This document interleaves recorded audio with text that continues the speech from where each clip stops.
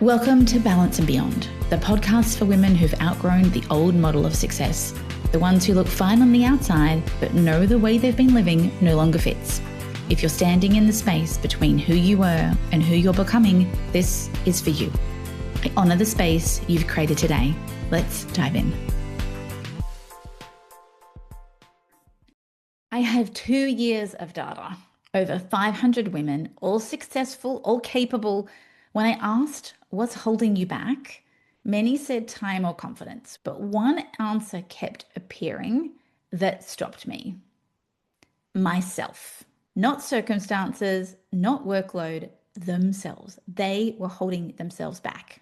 So what does it actually mean when you say, what's holding me back?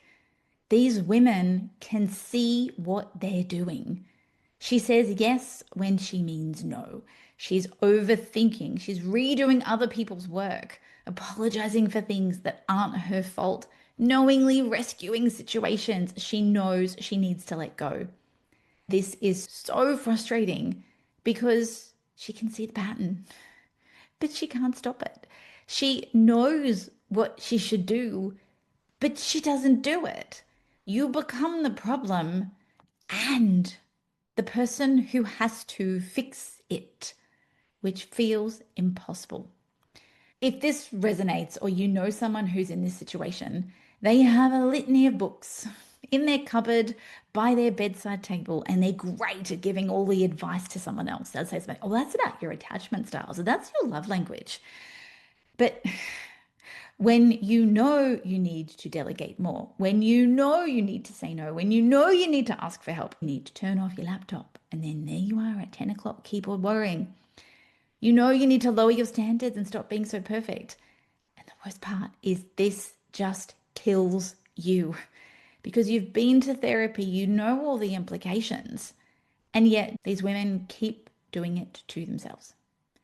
Even though they know better, they just can't seem to change. Here's the catch. You can't know your way out of these behavioral patterns. That's giving your brain way more credit than it has.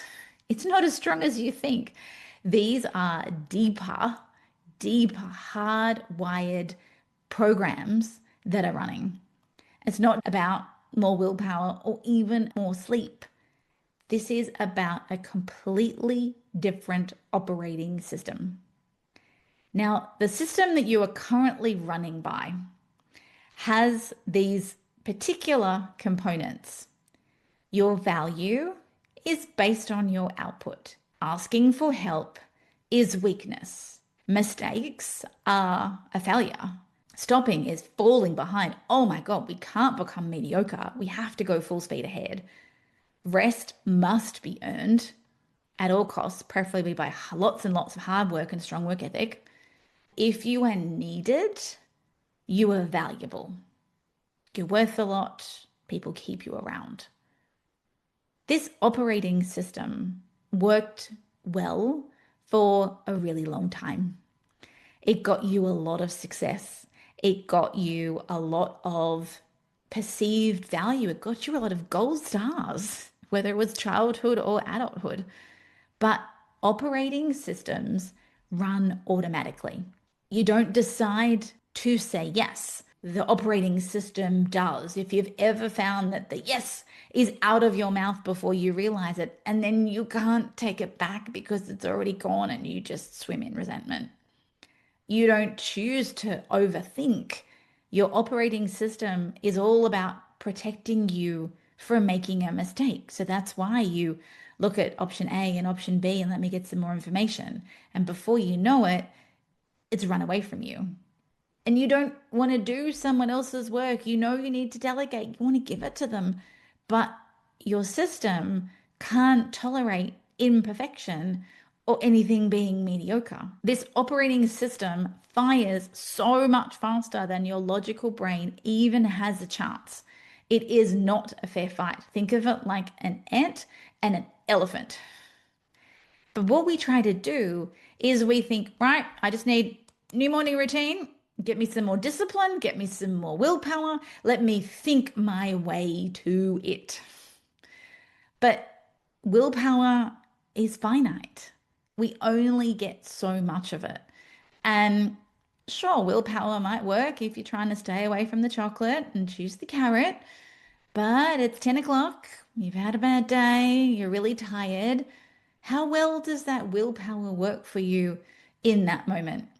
Willpower expires and it massively depletes when we're tired, when we're juggling all the things. Willpower also can't work on 50 or 100 micro decisions we're making each day. That little decision to, do I reread that email? Do I respond now? Do I wait? What should I be working on? How do I walk into the room? Do I say hi to them? All these little pieces that we aren't actually thinking about are happening in the background. This is why we work off an operating system, because all of these micro decisions, often thousands that we make in a day, it would require too much cognitive load and energy if we were making all those decisions from scratch. This is why our brain works. Imagine every time you went to a red light, you went, oh, red. Wonder what that means. What should I do with it? No, your body goes, red light, stop. It wants to short circuit it. This is the main point of your brain. It needs to conserve energy. All of these decisions are banked in. Just like you see a red light, you come to a stop. Well, also banked in is how you use your time. Be busy all the time because remember, if you're needed, then you're valuable. So always be needed, always say yes. The standards that you set are hardwired. I still remember the day that I had a presentation. It was an all-staff town hall that I had done for my CEO, and I was in the back, and I could see a typo. There was one or two letters that were actually in a different font, and it was a typo, an A and E the wrong way around, in the wrong font. My whole system was like, ugh. I can spot misaligned, not quite perfectly left aligned graphics on a PowerPoint slide a mile away. That's my operating system because it wants perfection. And hardwired in is how I scan a room, making sure I say hi, making sure I'm nice to everyone.